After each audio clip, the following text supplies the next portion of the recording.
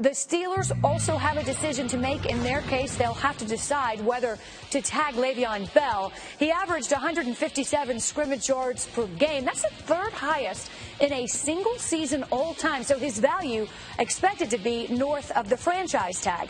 NFL insider Adam Kaplan now with us. And Adam, how will the Steelers play this? Yeah, I think, Wendy, when you look at it, what they'll try to do is get a deal done by March 1st. If they can't, he'll get the franchise tag. Now, if they could get a long-term deal done, it'll be like almost all the other deals that they've done. They typically go with guarantees. When the player's on the roster by a certain date, the base salary becomes fully guaranteed. That's the structure that they do with just about every deal.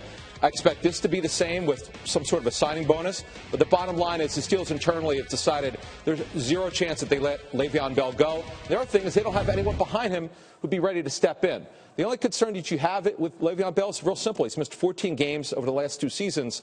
That's why this would preclude him from being the highest paid running back in NFL history. But the bottom line is this guy's special, and they know it, and they want him to stay. Well, I think that's a fair point, Teddy. Are you tagging Bell or trying to figure out a way to keep him long term? Whether you tag him, I mean, if they tag him, if I'm Le'Veon Bell, I got to play hardball. I got to play hardball and hold out and definitely get that long-term deal. If I'm Le'Veon Bell, I've been injured in the past, okay? And I put out a season for you this year that, like you said, is super impressive. They know what I can do as a threat. Defensively, I know this. The number one threat when you play the Pittsburgh Steelers, it's not Antonio Brown, it's Le'Veon Bell.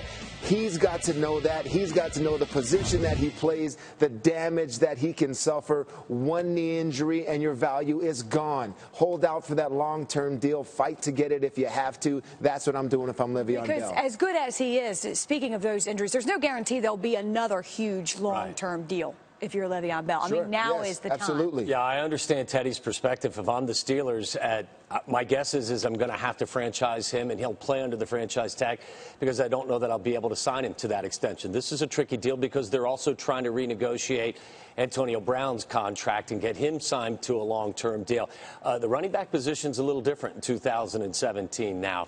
He's an outlier because he's the best pure back in the National Football League, but the shelf life for even these elite backs is very short, and they also have to worry about some of the off-the-field issues as well. So my guess is they're going to franchise him, try to get that long-term deal, but I would be shocked if they were able to come to some sort of a long-term agreement. It's just so interesting how much more we know now about the long-term effects of that position, even than we did 10 years ago. I mean, we have learned that when you have the leverage, you really have to take advantage of it. If you're a running back, you got to use it. You really do. You have to. Coming up, speaking of